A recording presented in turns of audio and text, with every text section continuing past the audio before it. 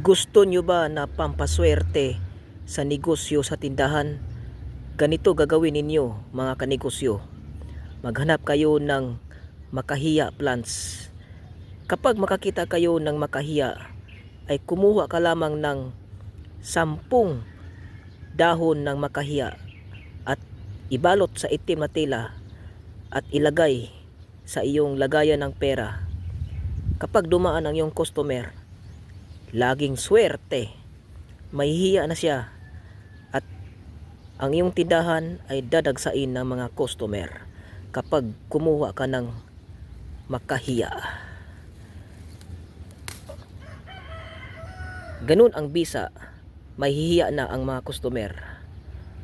Ito yung tabon-tabon na bunga ng tabon-tabon. Ito ay bihira lamang na kumakalog kagaya nito.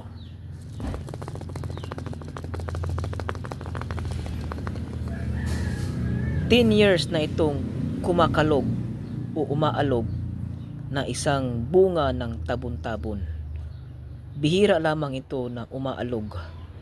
Dalawa lang ito, yung bunga na tumigas o merong bato sa loob. Ito yung bunga ng tabon-tabon na kumakalog kagaya nito. Lagi mag-subscribe sa aking YouTube channel. Maraming salamat. Bihira. Ito ay bertud sa pampaswerte at pangdepensa at pangmutya sa lahat. Ito ay bertud, pampaswerte sa kaligtasan at pampaswerte sa negosyo. Sa tabon-tabon na umaalog o kumakalog kagaya nito. Sa araw ng Biyernes Santo sa taong 2026, ang bertud sa langis, bertud sa mahiwagang langis ay pinakamabisa sa araw. Ganito gagawin ninyo mga kanegosyo. Kapag gumawa ka ng mahiwagang langis sa araw ng Biyernes Santo, ganito ang sinyalis kapag naluluto na. Sobrang mabango at clear na. Yan ang palatandaan na naluluto na ang mahiwagang langis. Dahan-dahan lang mga kanegosyo. Yung luno, ilagay mo lang sa gilid.